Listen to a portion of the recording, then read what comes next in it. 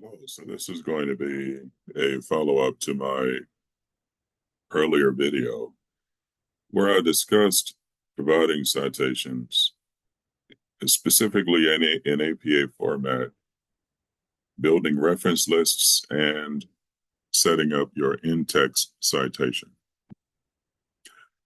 This is basically going to be the same thing, but the only difference is providing guidance on how to uh, write an in-text citation when your source document contains page numbers and the information that you are using in your uh, in the document that you're writing is some type of quotation that you're lifting from the source document, and you're providing that quote in your written document, and you want to make sure that you provide the correct attribution with regard to the in-text citation.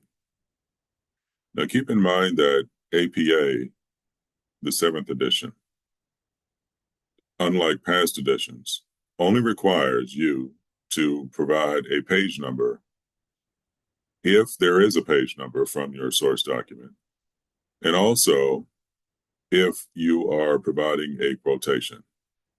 If you are only paraphrasing, providing in-text citation with direct information about the page number is not a requirement for if you are paraphrasing. But that's when you have to be careful, okay? Because if you're not adept at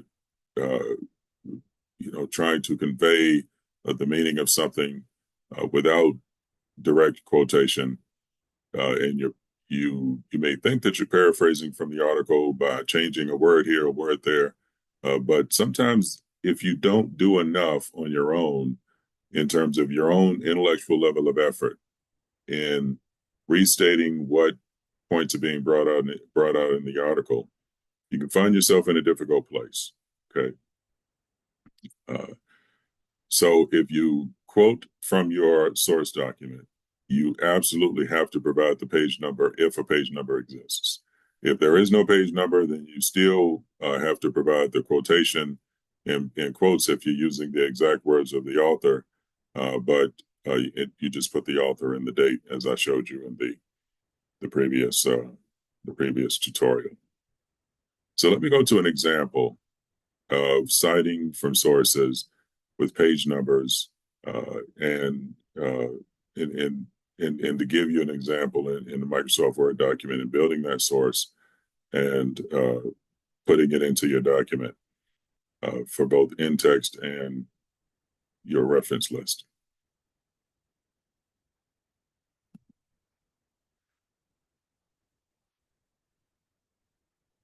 So the first thing I will do is go to the document that I've pre-written for this tutorial. And this is the document it's talking about ongoing concern in the United States government in the Homeland Security context with regard to the connection between U.S.-based white supremacist organizations and organizations located overseas. This is actually an ongoing issue that is being tracked and monitored by the United States government. And it would not be hard to find sources with regard to this particular issue if you were writing about it in some type of Homeland Security paper or some type of report that you had to provide. You see here, I just have a straightforward, simple paragraph that I've pre-written talking about the growing concern from federal officials, how the Department of Homeland Security has provided guidelines for identifying white supremacist groups on the pathway to radicalization that may represent a threat to the U.S. homeland and or national security interests. And you see there at the end of that paragraph, I have lifted a quote from a document that has page numbers. And I will show you how to provide in-text citation for this document in a second. So the approach that you use for in-text citation, again, has two contexts. One, if you are paraphrasing from a source document, you have to provide in-text citation so your reader knows that these aren't your ideas, that this isn't something that you came up with on your own, that you used a source document in order to convey these ideas, but you are just rephrasing or paraphrasing what you found in that source document. This would be an example as demonstrated in sentence one. A growing concern for federal officials is the connection between white supremacist extremists in the United States and other violent white supremacist groups overseas. Now, I will show you, as I switch to sharing the entire screen, where I lifted this idea. Okay, and this is just an example of paraphrase. We're not quite at the point yet where we're using a source document that involves specifically information that we're using it in terms of a quote. So the source document that I used for this for that first statement comes from this political article that was published in 2020. You see the authors there, and so if you recall from the first video, and I'll just do this very quickly, the way that you provide attribution in Microsoft Word using Microsoft Word reference management is you go to references, click on references, and then you go to manage sources, click on manage sources, click on new, and then you see the selections that allow you to build the reference that you are paraphrasing from. In this case, would be the Politico article that I just toggled to. So you see that we're using the Politico website. So you select website from the drop-down menu. And then you go to the author selection. You see here author. Then you just go over to edit. And then you start listing the author's names. Okay.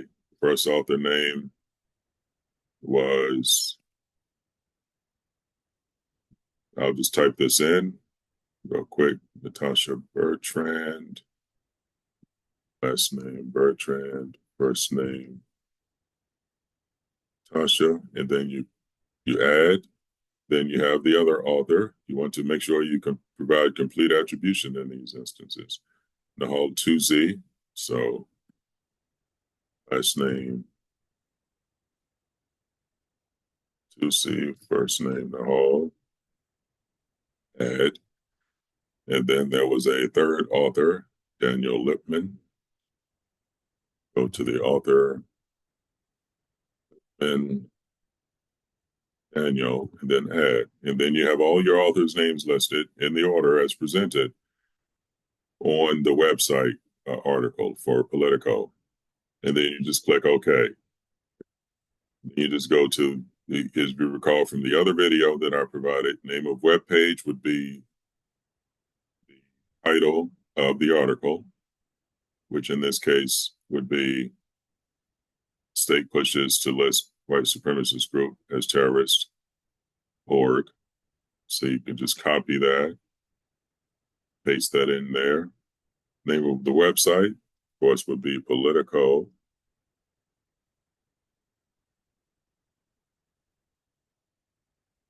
The year, 2020.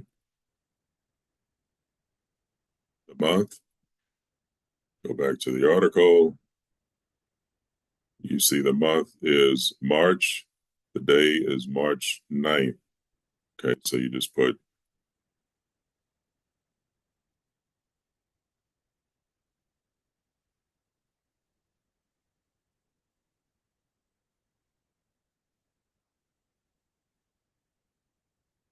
then the URL. Simply copy the URL from the website. And then there you go.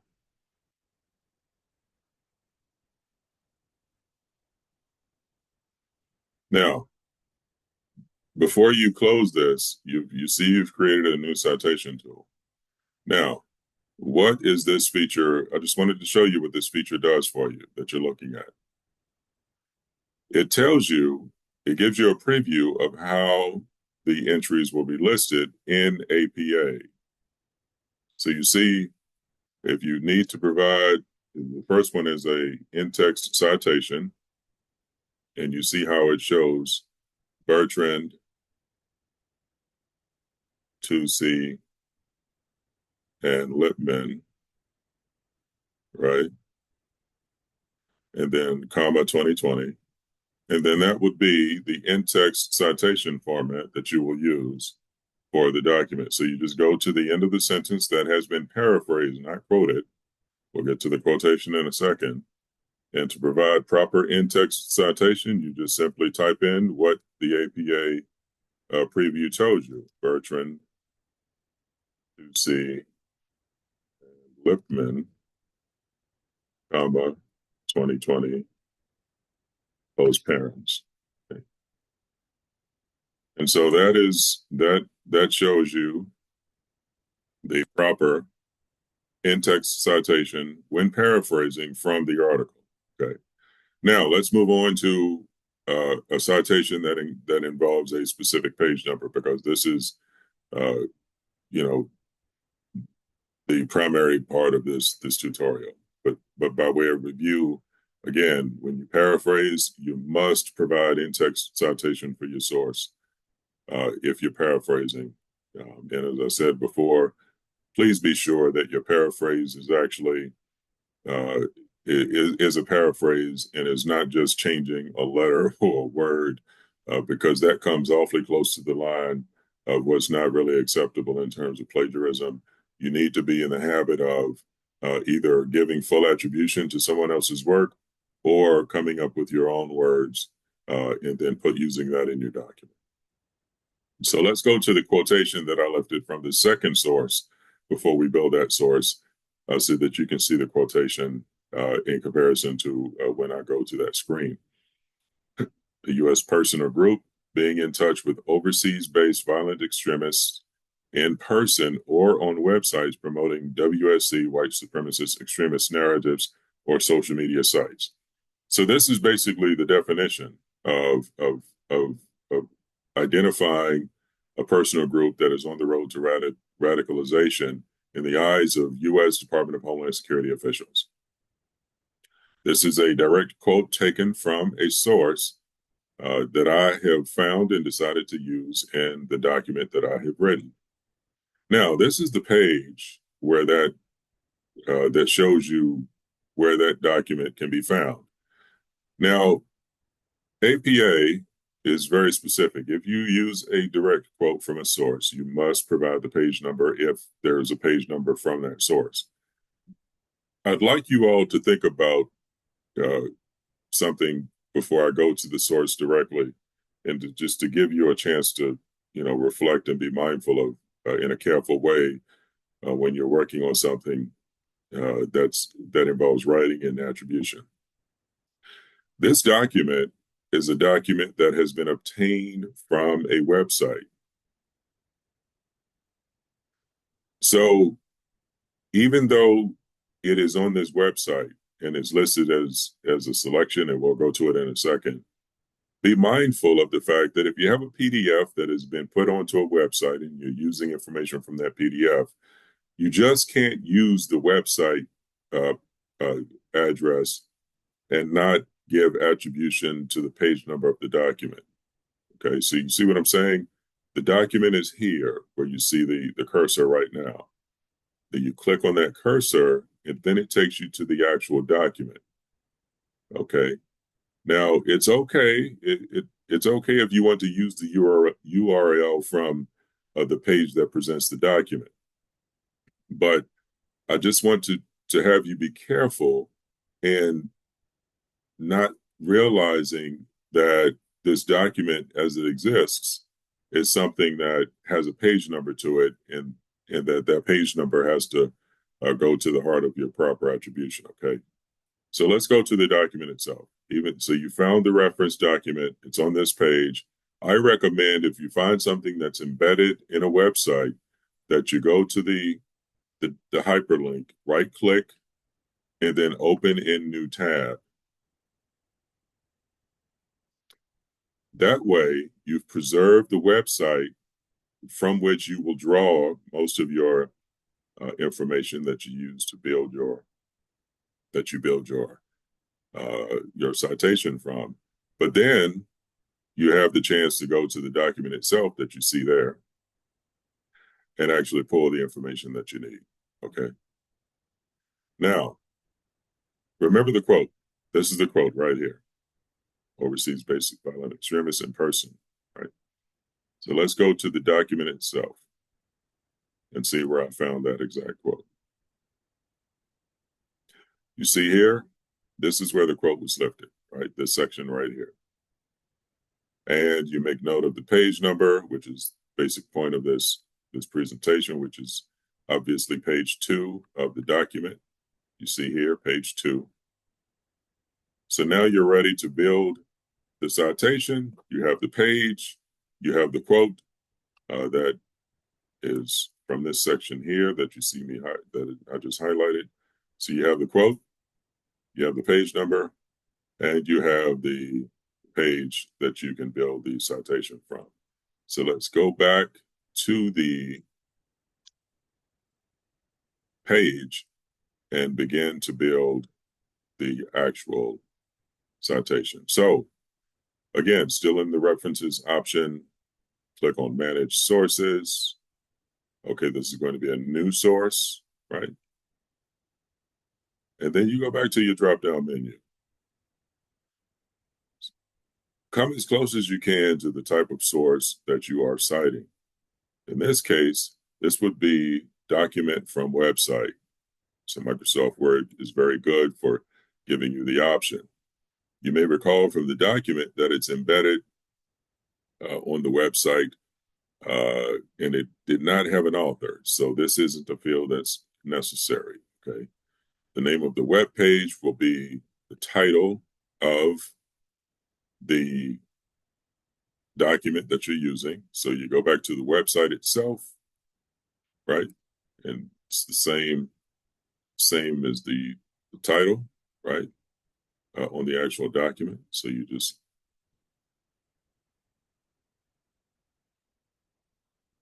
copy that.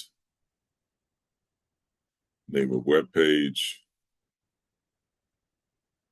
name of website, U.S. Department of Homeland Security. Go back and see if there's a year date involved. Sometimes it's within the document. Sometimes it's going to be on the page that you pull the document from. In this instance, it's pretty easy, right? The document is right here. It's going to be September 20th, 2017. Okay. So,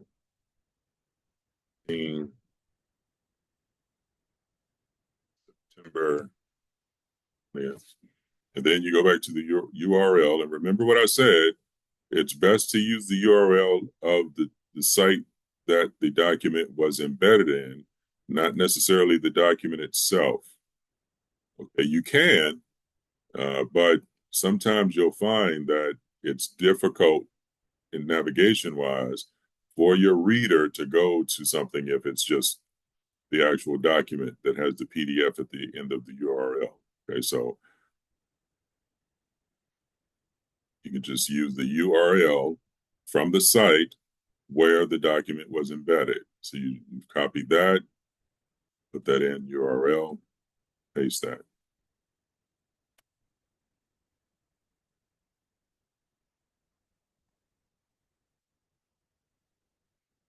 And now you have a preview of the citation that you can use in its in-text format right there. See where the cursor is? I'll let you read that for a second before we toggle back to the actual document.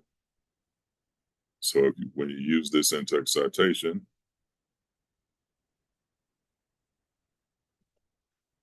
you will use this as your recommended as the format. It basically Microsoft Word is telling you, hey, this is this is how you do the in-text citation, right? And then I will show you specifically how to add in the page number for this. Okay, and you see it's been added to your current list of sources. You close that window. So this is how you, as we come down the home stretch, this is how you actually provide in-text citation for a source that you are referencing directly from the page. And again, keep in mind that when you use direct quotation, you must provide the page number if available. If you don't, what you're doing is you're putting the reader in the position of not being able to verify your source.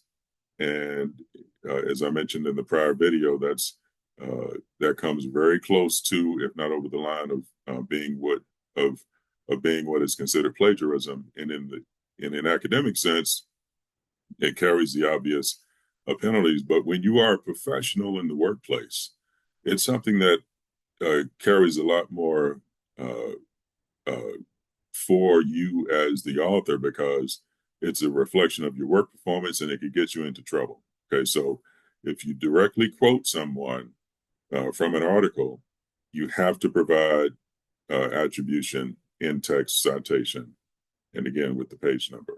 So let's use the recommended in text citation format that Microsoft Word gave us. If you remember, it just basically went with the title, reference aid, and it's in here US.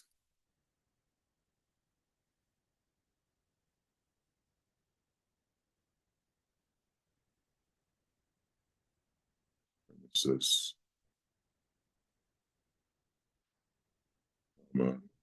2017.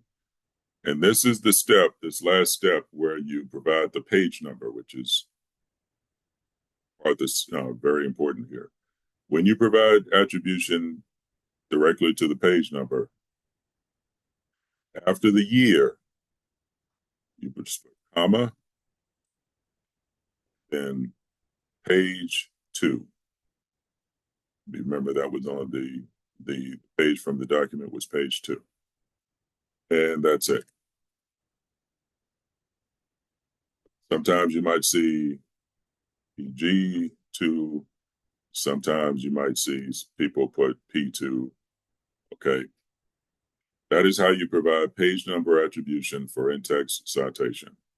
And this is something that is required, again, when you are quoting directly from the source document.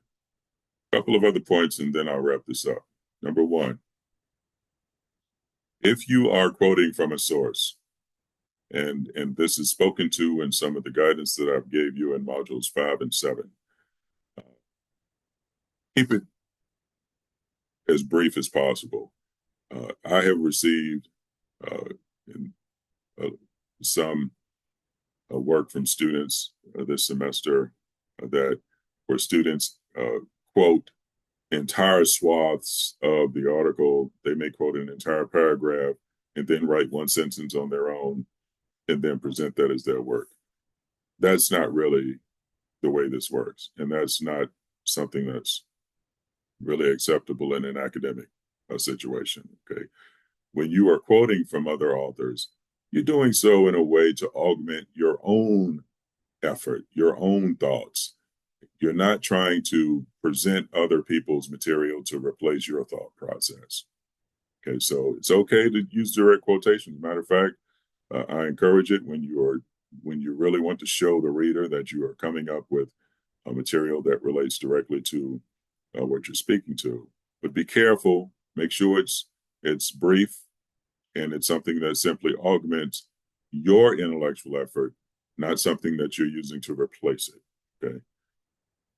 So I hope this helps. I know I have given you a lot of feedback this semester with regard to in-text citation, especially with regard to the graded discussions.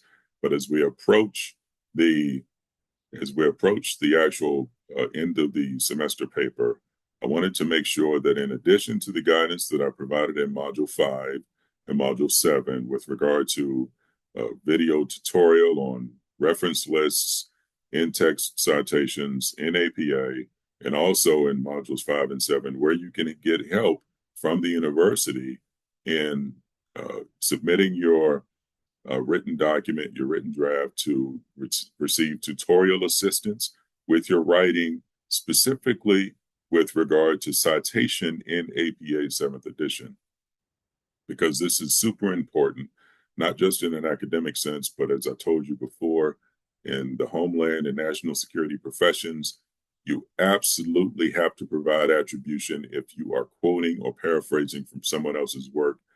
I cannot overstate how big a deal it is if someone in a professional setting, as a homeland or national security analyst, if you're using someone else's work and not providing proper attribution. It's a big, big deal. It's a big no-no. And the only thing you have to do is to just learn how to properly cite, and you're always in a good place. I hope this helped, and please reach out to me via my contact information from the syllabus if you have any further questions.